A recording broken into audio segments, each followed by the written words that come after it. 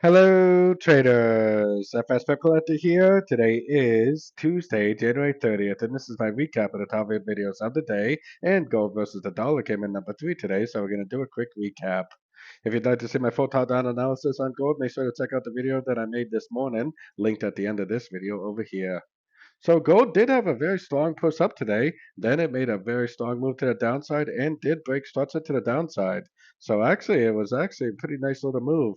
And that structure break right there actually kind of makes me think that this really is the end of an ABC correction. And this move up right here could be a correction to that move down, and it might end up making lower lows, lower highs, and making a move to the downside. I am pretty bullish on the weekly, monthly, and even the daily, but I do think that it's more likely to go down before it actually does go up. Now, tomorrow is interest rate news for the US dollar. It's definitely going to be a big news event for all the US dollar pairs.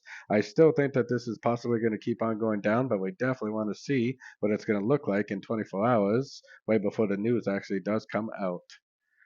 So don't forget to join my free Discord channel. The link for that is on the screen and in the description. Thanks and happy trading.